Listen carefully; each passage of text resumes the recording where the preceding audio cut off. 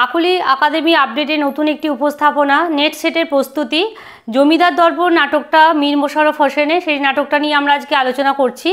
যারা তোমরা সরাসরি এখানে পড়তে আসতে পারছো না আকাদেমিতে, কিন্তু নেট সেট পড়ছো, প্রস্তুতি নিচ্ছ, তাদের অনেক উপকার লাগবে ভিডিওগুলো।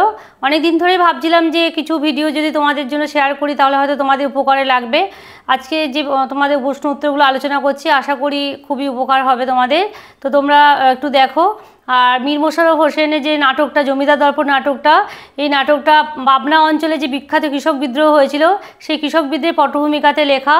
জমিদারদের যে অত্যাচার, নিপীড়ন, উচ্ছৃঙ্খল জীবনযাপন, এগুলোকে নিয়ে তিনি নাটকটা লিখেছিলেন এবং তাদের অত্যাচারের স্বরূপটাকে তিনি উন্মোচন করতে চেয়েছিলেন এবং পাশাপাশি যে সমস্ত মানুষেরা অত্যাচারিত হচ্ছে, শোষিত হচ্ছে, তাদের প্রতি সহানুভূতি দেখিয়েছিলেন এই নাটকে।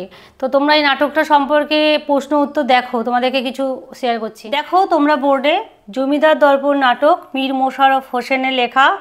তোমরা পড়াশোনা করতে গিয়ে যেটা করবে, নাটকটা তো অবশ্যই টেক্সট পড়বে। টেক্সটটা পড়ার পরে সমস্ত চরিত্রগুলো যদি তোমরা একদিকে করে নিতে পারো তাহলে অনেক প্রশ্নের উত্তরই তোমরা এখান থেকে পেয়ে যাচ্ছ। সেই জন্য আমরা কি করেছি, চরিত্রগুলোকে একটু আলাদা করে স্কেচ করে নিয়েছি। তো জমিদার হাইওয়ান আলী, তারপর আমরা সিরাজ আলী জমিদারের যে জ্যেষ্ঠ ভাতা পাচ্ছি তাকে আমরা, আবু মোল্লা অধীনস্থ প্রজা একজন, জামাল আর অন্যান্য চরিত্র মানে জমিদারের চাকর টাকর এরা আর কি, জিতু মোল্লা সে হচ্ছে সাক্ষী, হরিদাস সেও সাক্ষী, আরজান ব্যাপারী সে হচ্ছে জুরি। এছাড়াও নাটকে যে সমস্ত পুরুষ চরিত্রগুলো আছে, নটো আছে, সূত্রধর আছে, মোসাহেব আছে 4 জন, জজ, ম্যাজিস্ট্রেট, ব্যারিস্টার, ডাক্তার সাহেব, ইন্সপেক্টর, কোর্ট সাব ইন্সপেক্টর, উকিল, মোক্তার, পেশকার, কনস্টেবল, চাষা আর আর্দালি এরা, এই সমস্ত চরিত্রগুলো রয়েছে পুরুষ চরিত্র। তো তোমরা পুরুষ চরিত্রগুলো একদিকে করে নিলে তাহলে ভালো হলো, তাহলে তোমাদের সমস্ত পুরুষ চরিত্রগুলো হয়ে গেল। আর স্ত্রী চরিত্র বা নারী চরিত্র, নূর নেন্নাহার আবু মোল্লার স্ত্রী, আমিরন আবু মোল্লার ভগ্নী বা স্ত্রী, আর কৃষ্ণমণি বৈষ্ণবী আর নটি আছে।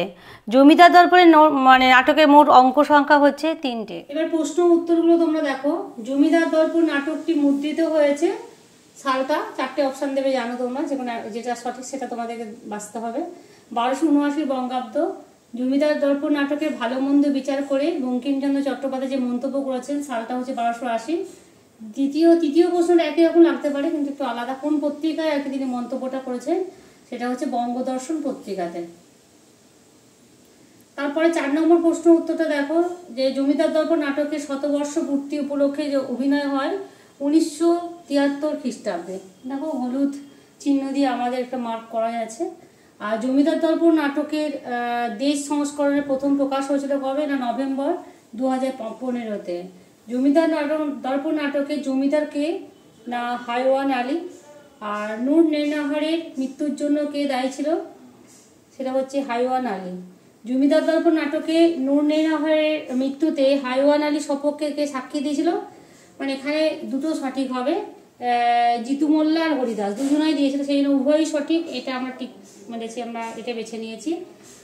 9 নম্বর প্রশ্নটা দেখো। 9 নম্বর প্রশ্নটা হচ্ছে, জমিদার হাইওয়ান আলী আবু মোল্লাকে ধরে আনার জন্য কতজনকে পাঠিয়েছিল, 5 জনকে পাঠিয়েছিল।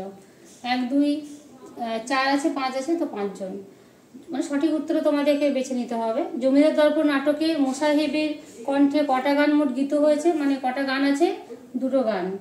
এই 10টা প্রশ্ন জমিদার দর্পণ নাটকে তোমাদেরকে দিলাম, এই কটা পড়বে এবং অবশ্যই তোমরা টেক্সট পড়বে। টেক্সট পড়লে সম্পূর্ণ নাটকটা সম্পর্কে তোমাদের একটা ধারণাও হয়ে যাবে এবং সমস্ত প্রশ্নের উত্তর তোমরা দিতে পারবে। তোমাদের যে নাটকটা নিয়ে আলোচনা করলাম, নাটকের টেক্সটটা অবশ্যই পড়বে এবং পড়ার পরে তোমরা তাহলে উত্তরগুলো নিজেরাই দিতে পারবে। 10টা প্রশ্ন তোমাদের প্রশ্ন উত্তর দিয়েছি, প্রত্যেকটা টেক্সট পড়বে। টেক্সট পড়ার পরেই তোমরা উত্তরগুলো করবে, তাহলে দেখবে তোমরা সবই পারবে। হয়তো নেট সেটের সিলেবাসটা একটু বেশি, তাহলেও তোমরা যদি সঠিক সময়ে পড়াশোনা আরম্ভ করো এবং যদি টার্গেট রেখে পড়াশোনা করো তাহলে অবশ্যই তোমরা এই পরীক্ষাতে সাফল্যের সঙ্গে উত্তীর্ণ হতে পারবে।